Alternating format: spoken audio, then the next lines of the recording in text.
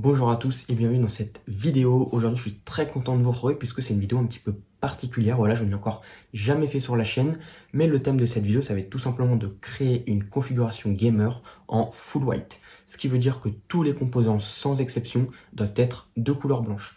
Donc ça donne un petit style plutôt intéressant au PC et on va essayer de faire ça dans cette vidéo. Autre point à noter, c'est que je ne me suis pas donné de limite niveau budget, mais j'ai quand même essayé de trouver quelque chose de cohérent et de ne pas trop exagérer sur le budget pour que ce soit accessible pour les personnes par exemple qui souhaitent faire ce PC. Deuxième point à noter aussi qui est important, c'est que les composants que je vais vous montrer dans cette vidéo, ça va être tout simplement des composants adaptés pour jouer en 1080p et 1440p au dernier jeu du moment dans de bonnes conditions, voire d'excellentes conditions. Avant de commencer très rapidement, voilà, n'hésite pas à t'abonner à la chaîne, c'est maintenant qu'il faut le faire. Appuie sur le petit bouton qui se trouve juste en bas, n'hésite pas non plus à activer ta cloche des notifications. Et bien sûr, si le contenu te plaît, si les vidéos te plaisent, n'hésite pas à liker et à commenter si tu as des questions. Sans plus tarder, on commence cette vidéo, c'est parti les amis.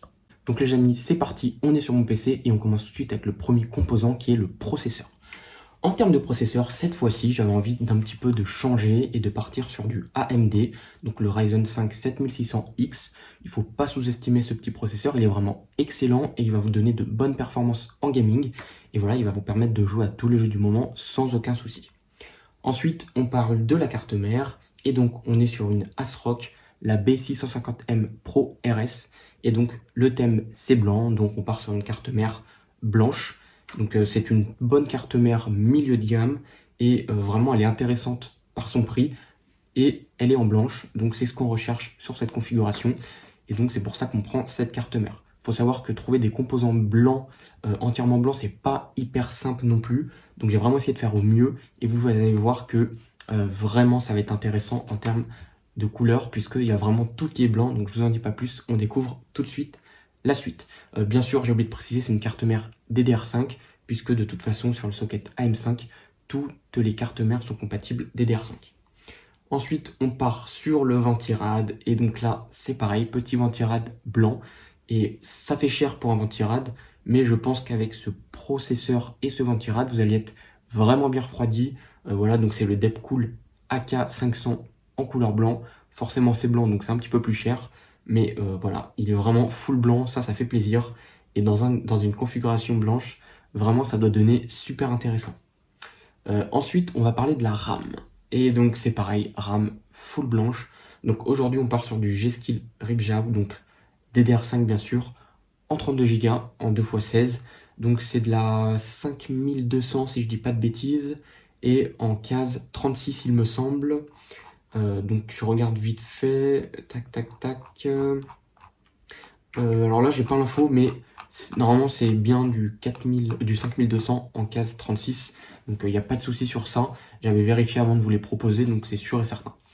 Donc voilà, 32 Go, pourquoi 32? Pour être tranquille à l'avenir, et comme ça vous n'avez pas besoin de faire d'évolution plus tard pour tous les nouveaux jeux qui sortiront, ou même si vous voulez faire des tâches un petit peu professionnelles, montage, etc., eh bien vous ne serez pas limité par la RAM. Ensuite, on va parler de la carte graphique. Alors, attention, je vois tout de suite en commentaire, pourquoi Nvidia, encore Nvidia, machin. En couleur blanc, ça n'a pas été simple de trouver, donc j'ai vraiment cherché sur du AMD, malheureusement, j'en ai pas trouvé et c'était en rupture de stock.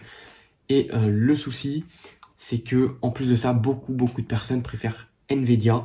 Je suis conscient que Nvidia est un petit peu plus cher en termes de prix et on peut trouver mieux chez AMD, je suis tout à fait d'accord avec vous. Mais voilà, pour cette configuration, j'ai pas trouvé de AMD. Et donc c'est pour ça que je vous propose une Nvidia, donc c'est quand même une RTX 4060 Ti. Ça reste une excellente carte qui donne de très bonnes performances aujourd'hui pour jouer en Full HD et en 1440p. Après c'est sûr que comparé au prix, si on regarde sur AMD, je suis d'accord avec vous, on peut trouver mieux. Vous êtes au courant, vous le savez, mais vraiment le thème c'était couleur blanche et je n'ai trouvé que ça en couleur blanche. Et il faut savoir que la configuration que je vous propose aujourd'hui, même si la carte graphique est un peu chère, les performances seront au rendez-vous et vous allez pouvoir faire tourner énormément de jeux en 1080p et 1440p. C'est important de le savoir et je tenais encore à vous le préciser. Donc voilà, on est sur une carte graphique avec 8 Go en VRAM et qui est bien sûr compatible DLSS 3 et PCIe 4.0. Et bien sûr, notre carte mère est aussi en PCIe 4.0, donc pas de souci là-dessus. On va parler ensuite stockage. Et donc là, en stockage, donc un petit Kingston NV2, donc voilà, un PCI 4.0, SSD 1 Tera. Donc voilà, pour une configuration à ce prix-là, c'est correct. On aurait pu mettre du 2 Tera aussi, donc après c'est libre choix à vous, hein, si vous voulez mettre du 2 Tera ou pas. En tout cas, en termes de stockage, on est correct. 1 Tera, c'est parfait et ça va vous permettre d'installer quelques jeux sans souci. Ensuite, on va parler alimentation et pareil, en couleur blanche, ça c'est pas vraiment évident de trouver. Et donc j'ai trouvé quelque chose d'intéressant de la marque Ximatec, donc ça reste une très bonne marque aussi, donc j'en ai pas vu souvent en termes d'alimentation. En termes de performance, c'est du 700 watts, donc c'est complètement adapté à la configuration que je vous propose. On a même un petit peu de marge si vous voulez par la suite changer de carte graphique ou même de processeur.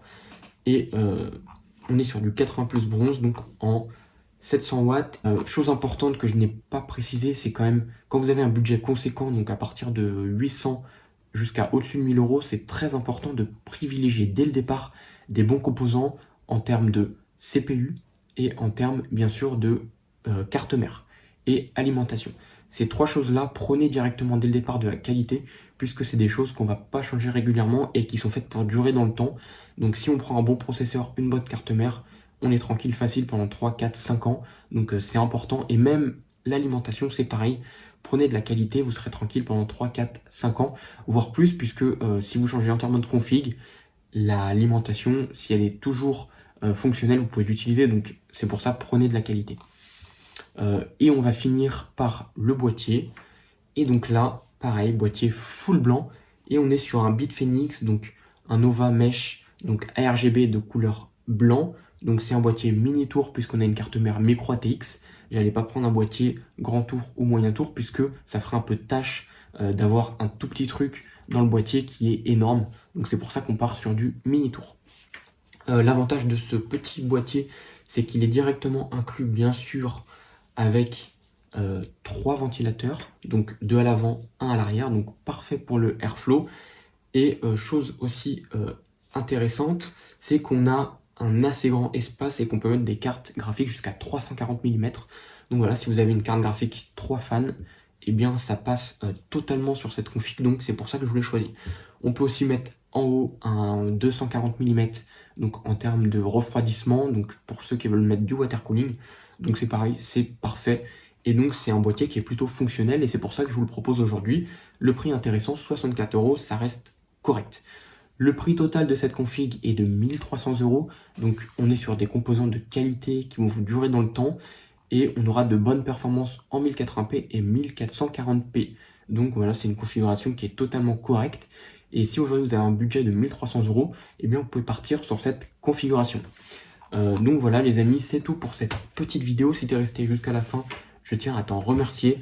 D'ailleurs, chose importante, n'hésite pas à me dire en commentaire si ce contenu te plaît, si ce type de vidéo t'intéresse. Ça me permet de savoir si je continue à vous en faire ou si tout simplement on change de concept. En tout cas, bien sûr, n'hésite pas à t'abonner si c'est pas déjà fait. N'hésite pas à liker, à commenter. Et puis écoute, moi je te dis à la prochaine pour une toute nouvelle vidéo. Portez-vous bien et puis on se dit à la prochaine. Salut à tous les amis.